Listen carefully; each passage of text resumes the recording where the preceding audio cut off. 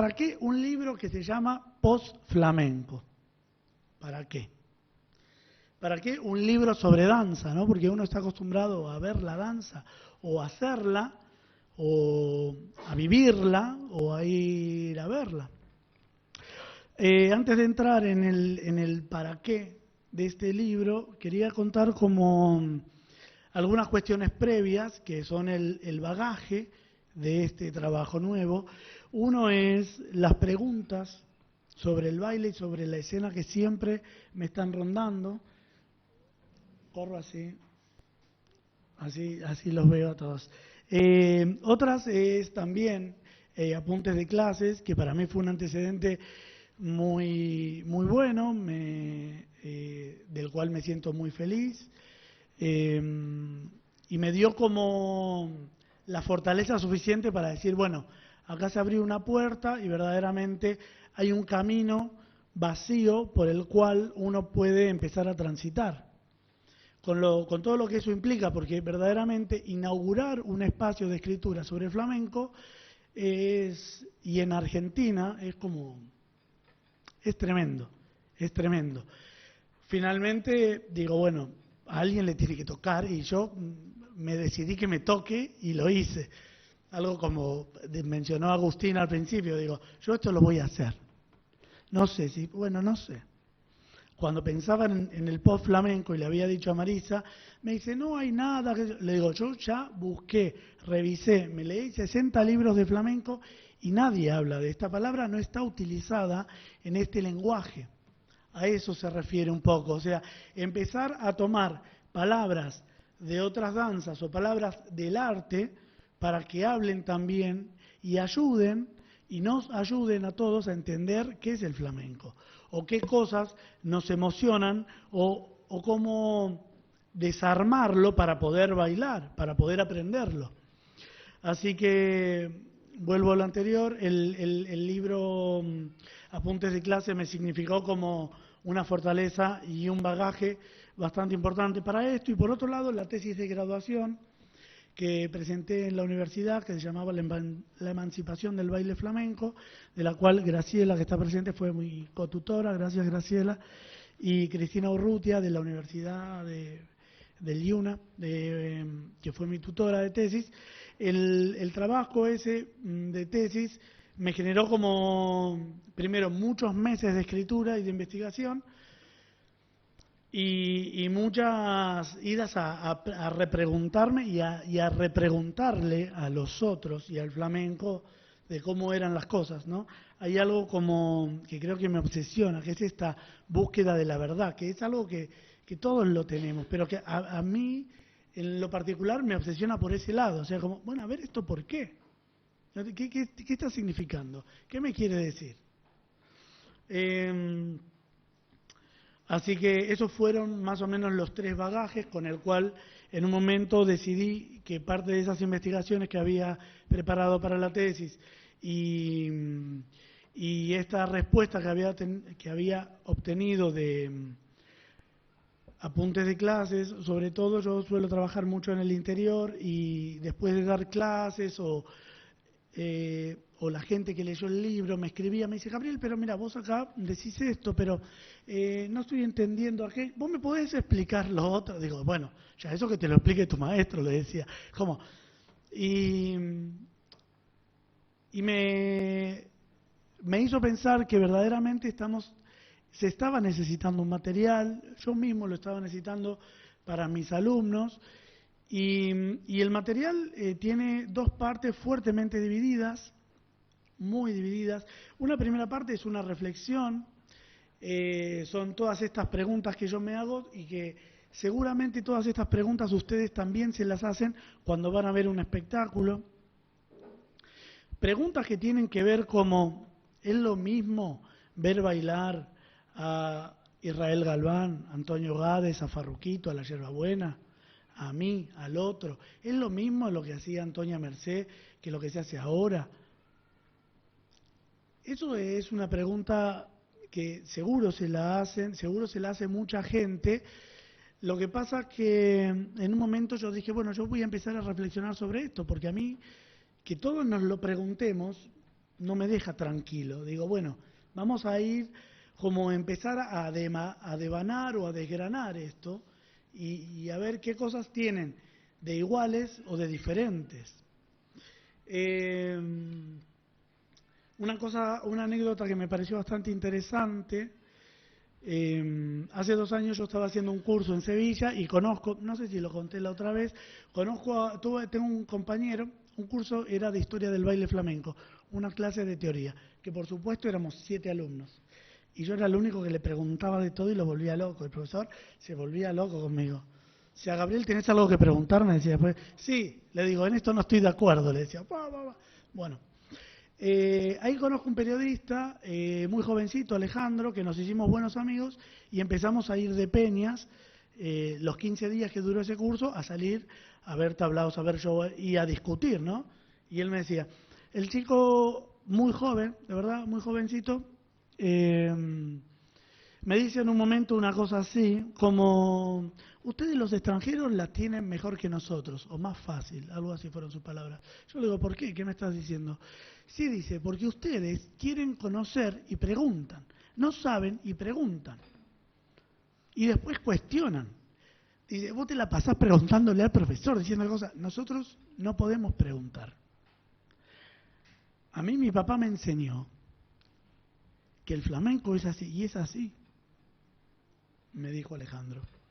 Dice, nosotros no podemos cuestionarnos lo que está en nuestra ciudad, en nuestra sociedad. Es así. Vos vas a ver a un cantador y decís, uy, este canta tal tema de tal otro, se canta la malagueña del mellizo. Mirá cómo está haciendo el taranto de Antonio Chacón, unos cantadores antiguos. Claro, yo me quedaba, digo, pero vale, vos sabés un montón. Sí, dice, pero nosotros no podemos cuestionar nada, esto es así.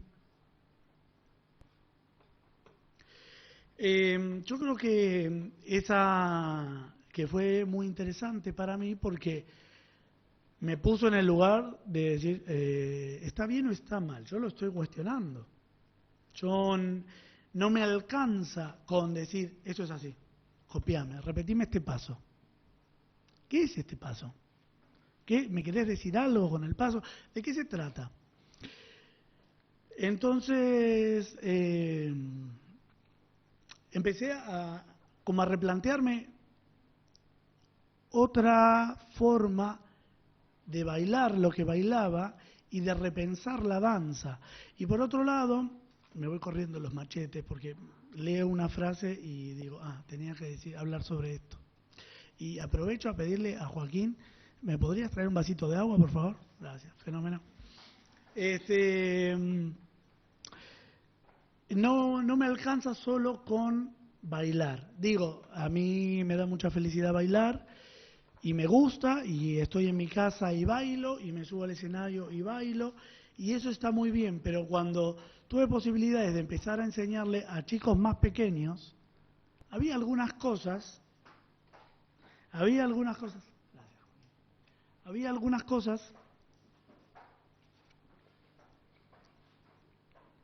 que no eran tan fáciles de enseñar.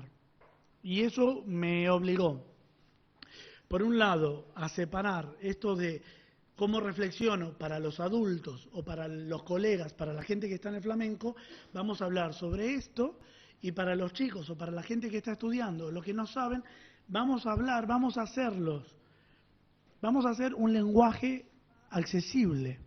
Vamos a tratar de que la gente que hoy me escuche pueda entender de qué se trata. Por lo menos salvar algunas dudas, por lo menos decir, todos tenemos posibilidades de acercarnos a este material o a esta danza o a este cante de una manera que lo entendamos. No que repitamos tal cual lo que fue dado.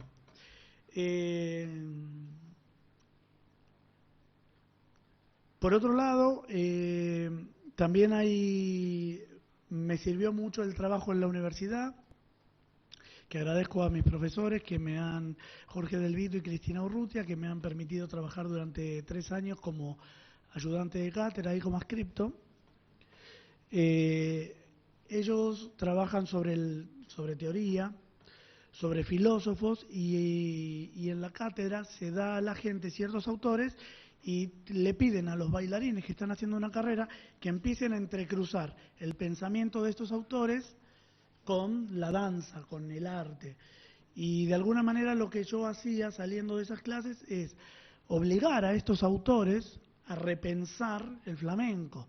Yo descubrí y me hice como un poco fanático de Michel Foucault, que es un escritor, un filósofo y un investigador francés que se murió hace unos 20 años, hace poco tiempo, y que ha hecho como muchas investigaciones. Y yo de repente, cuando hace poco tuve que dar una clase en la universidad, le explicaba a los alumnos, le digo, ¿ustedes se dan cuenta que Foucault está hablando de flamenco, pero que él no lo sabe? Entonces empecé a hacer que se vinculen dos mundos que estaban alejados. Eso igual a mí me da felicidad, porque es una felicidad que pasa también mucho por mi cabeza. Ojalá que lo lean y que me hagan muchas críticas, y ojalá que ustedes después tengan ganas de leer a Foucault o a Nietzsche o a Paulo Freire o a otros autores que hablan de otras cosas, aparte que lo puedan cruzar con su cotidianeidad. Hay una frase de un texto de Foucault que me parece muy interesante, que es del texto de la arqueología del saber, que él dice, lo tengo anotado para decirlo tal cual, bueno, él dice algo así como revisar los monumentos que se transformaron en documentos. Revisar los monumentos que se transformaron en documentos. Y esto para mí está asociado al flamenco, porque hay mucho del flamenco que se sabe a través de monumentos y de mitos. Y de mitos, que este colega que me hice en España, Alejandro, ellos no tenían la posibilidad de revisarlos. No digo que no lo estén haciendo, porque ahora por suerte la Universidad de Cádiz está llevando adelante una serie de investigaciones y está patrocinando nuevos investigadores jóvenes, y entonces se está como repensando esto de la tradición y esto de la identidad. ¿Cuánto es parte de la identidad o cuánto es un lenguaje nuevo? Un flamencólogo que a mí me gusta mucho, que se llama Faustino Núñez, dice, en la actualidad hay más cantaores que forman más parte de la mitología que de la historia. Hay cantadores que cuando uno escucha hablar a un cantador dice, no, porque este es el cante de fulano, de tal, pero nadie sabe si ese hombre existió, no hay partidas de nacimiento, no hay antecedentes, no hay, y cuando los buscan los investigadores no encuentran a nadie. Entonces, esto es un poco el trabajo como de la ciencia o del investigador, ¿no? Empezar a revisar y de alguna manera decir, bueno, mira, todos estos que no sabemos si existieron o no, los vamos a dejar de este lado hasta que en algún momento tengamos más datos. Y vamos a seguir trabajando con los que tenemos una noticia, sabemos quién nació, quién hizo esto, dónde nació, qué es el hijo de fulano, de mengano, bueno. Eso es un poco como el cuerpo o la idea de decir, y la idea de repensar lo que hacemos, y cuánto hay de los otros y cuánto hay de nosotros mismos, ¿no? Porque también esta cosa de intocable o de monumento que tiene el flamenco, a nosotros siempre nos deja fuera, siempre, siempre, a los argentinos, a los extranjeros. Hace una semana me llegó la programación del Festival de Jerez y ya tienen cubierta casi todas las plazas del Festival de Baile, ¿no?, que va a ser ahora en febrero. Y la plaza la cubren con alrededor de entre 1.500 y 2.000 alumnos extranjeros. Casi no hay españoles tomando clases, pero no hay extranjeros dando clase, no hay extranjeros bailando en los escenarios del Festival de Jerez. Entonces, yo les pregunto, ¿el flamenco a quién les pertenece? ¿Al que paga la clase o al que la da?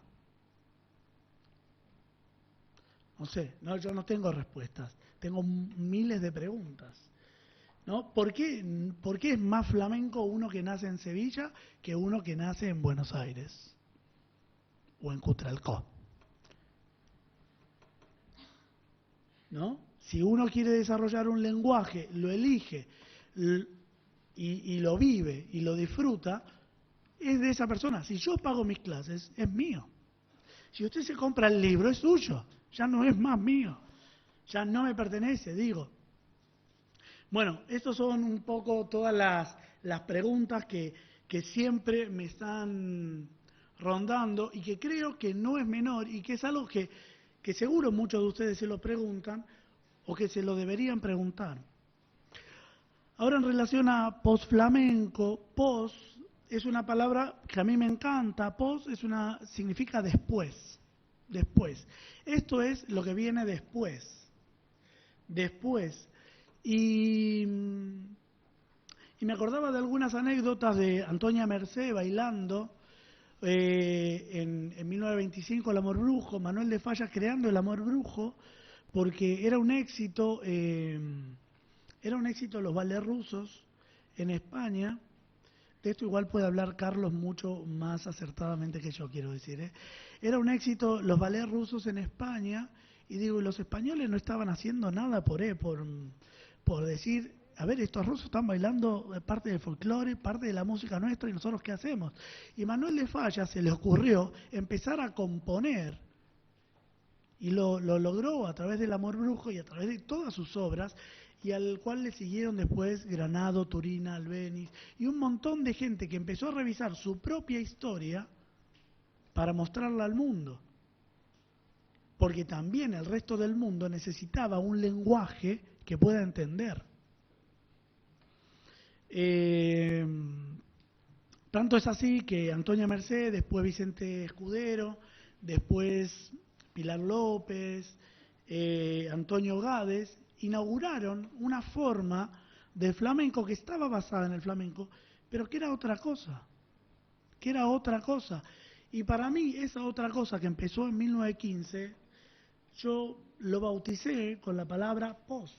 Esto es, todo lo que ellos hacían, es lo que venía, ellos eran unos visionarios en ese momento. Lo que pasa es que ninguno de ellos se dedicó a escribir y se dedicó a transformarlo, a convertirlo en obras bailadas.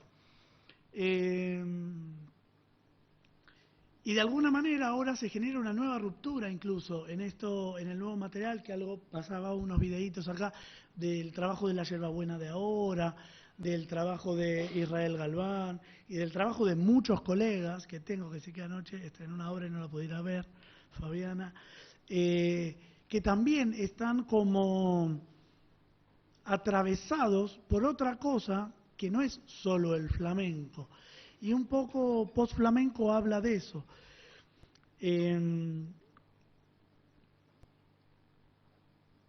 Los invito a que lo lean, que lo revisen, que lo compartan, que le saquen fotocopia, que lo destrocen, que escriban en Facebook, es un desastre, acá no me gusta, ¿cómo vas a pensar esto de esto?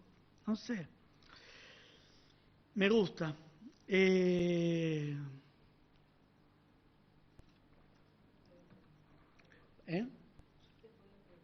Sí.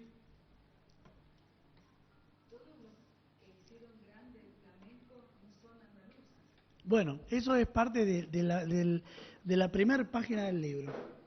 Todos los que dieron a conocer el flamenco fuera de Andalucía, ninguno fueron andaluces. Y lo más interesante, nosotros conocemos el flamenco gracias a los franceses, no a los españoles. Los franceses se enamoraron tanto que empezaron a llevarse flamencos a Francia, y de Francia lo exportaban. Y como en Francia estaban sucediendo las vanguardias artísticas y estaban los pintores en 1910, 1915, 1920, todos estos artistas extranjeros que estaban en París se empezaron a llevar esto que conocían a Nueva York y al mundo.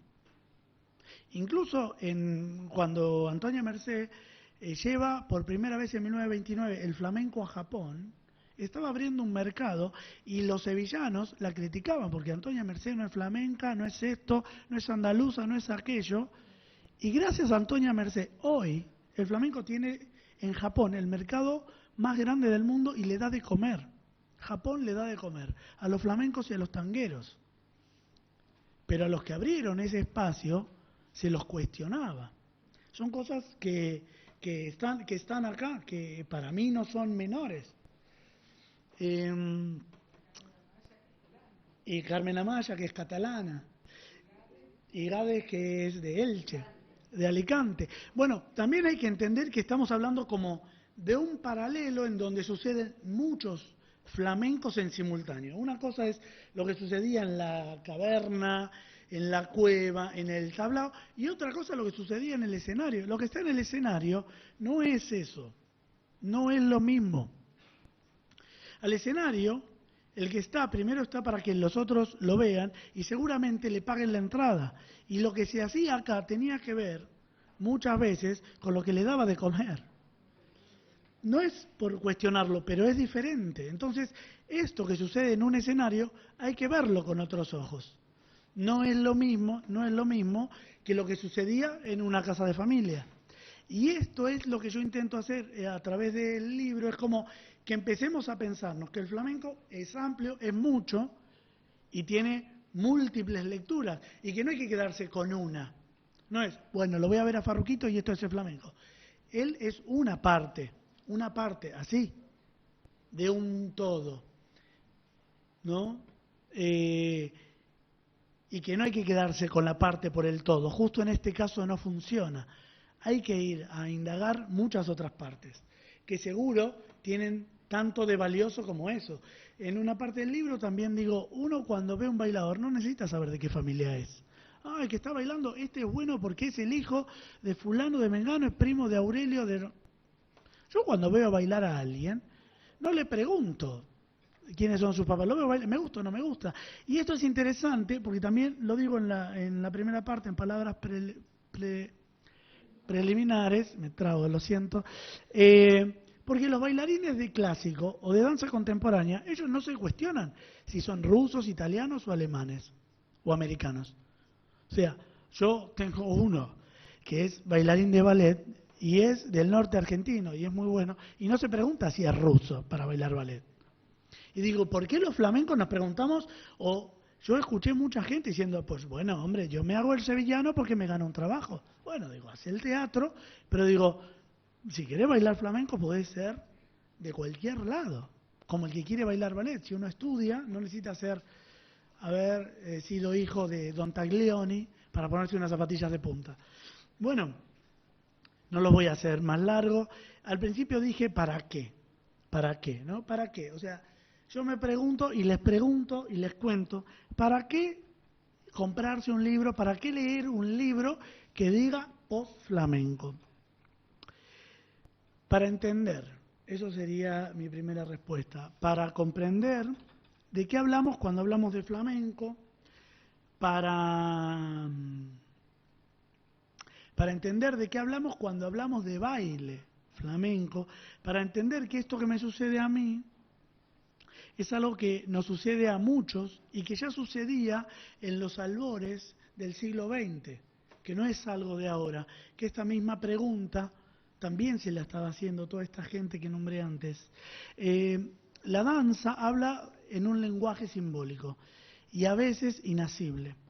Y el espectador, el que mira, el que especta, el alumno, se queda fuera del relato. A veces uno va a ver un espectáculo de danza y dice, no entendí nada. Y a veces uno no quiere ir a ver un espectáculo de danza, no, porque dice, yo esto no voy a entender nada, qué sé yo. Y entonces, me parece que los que estamos en este mundo estamos obligados a generar un lenguaje para que el público lo entienda o sienta algo al menos, o se vaya con algo, es decir, uy, están cantando unas alegrías y acabo de entender que son unas alegrías. Yo le digo que el placer inmenso que uno siente cuando estudia en la academia un baile y va a ver un espectáculo y hacen algo parecido a lo que uno estudió, eso es impagable. Eso es lo que hace más valioso al texto, diría yo. Cuando uno descubre, lo entendí, sí, es esto. Estas son mis dudas y esto es lo que está sucediendo en escena.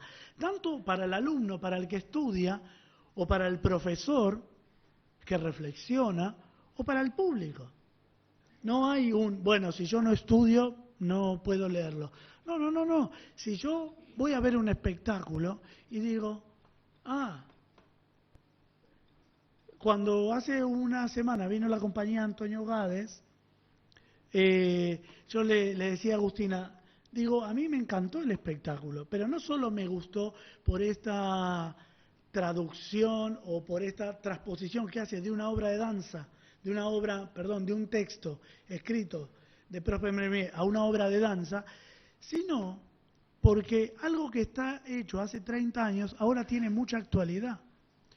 Y cuando yo voy a ver ese espectáculo no tengo que pensar, de la obra, sino de pensar que esa obra fue hecha en el 83. Digo, porque seguro que si Antonio Gades estuviera vivo ahora, estaría, en lugar de los espejos que dan vuelta, hubiera puesto un video y hecho algo más multimedia, ¿no? Como hay algo del lenguaje del flamenco y del lenguaje de la danza que se va todo el tiempo atravesando por la cotidianeidad, por la contemporaneidad. No está uno encerrado en su caverna bailando. Estamos todo el tiempo atravesados por lo que nos pasa. Y de alguna manera este libro les invita a reflexionar sobre lo que nos pasa ahora, para entender eso y para entender lo mismo de ahora. Acá me anoté. ¿Para qué compraría un libro que dice en la tapa post-flamenco? Porque me parecía gracioso. Vanguardia y ruptura en el baile. ¿O para qué lo regalaría o lo recomendaría a alguien? Para intentar algo nuevo. Algo que seguramente me hará pensar, los hará pensar y descubrir que no estamos solos. Que esto que me sucede les está sucediendo a cada uno de ustedes, que les aseguro estas mismas preguntas ya la tienen dentro suyo. Y el alivio de saber que se puede, de saber que al leer también estoy compartiendo y me vuelvo a emocionar, que al descubrir que se puede abordar algo que me parece tan hermético como el flamenco de una manera sencilla, al final creo que hasta le darán ganas de bailar, o al menos al alumno de probar, o al espectador de intentarlo, sabiendo que somos libres en la medida que profundizamos sobre aquello que amamos. Al reescribir y al volver a leer se me ocurrió una frase que luego pasó a ser como la que me impulsó, inaugura un poco el libro, que dice, no bailo lo que ya sé, sino para descubrir aquello que está debajo. Bailo para encontrar eso que aún no sé si existe.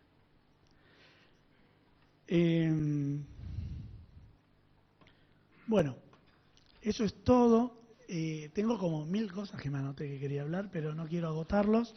Quiero dar espacio a los amigos que van a bailar, aquel grupo, a Nuria que va a cantar, bueno, algunas sorpresas que van a suceder. Quiero también agradecer a Casarena, que nos mandó varias cajas de vino. Este vino es buenísimo, estoy feliz. Ojalá todos se tomen una copa antes de irse, por favor. Le estamos haciendo la publicidad. Él lo está viendo desde Mendoza. Gracias, Bernardo, si lo está viendo a través de la web. También que lo está viendo a través de la web Zulema Pedemonte, que es una compañera. Sí, gracias, Claudia. Porque ella tenía un congreso ahí en Córdoba, que es una amiga y es una compañera con la cual reflexionamos y discutimos que vamos a ver el espectáculos, y ella piensa una cosa y yo pienso otra, y digo, no, y siempre sacamos cosas valiosas del encuentro y del desencuentro, así que también, Azule, también agradezco a mi familia, a mi madre que se vino de Rosario a darme una mano. Gracias. Y bueno, a mis hermanas que están en Bariloche, que también lo estarán viendo a través de la web que lo estamos pasando. A Lorena y a Nancy, que aparte reparten libros, salen, venden, organizan show para que las vaya a visitar. Bueno, a todos, gracias a todos por venir. No sé si me olvido de alguien, lo siento, igual estoy infinitamente agradecidos de que hayan venido. conozco a casi todos, salvo a 2 o 3, pero a casi todos los conozco de distintos ámbitos o ambientes. Me da mucha felicidad. Y bueno, nada más, vamos a dejar espacio a los artistas.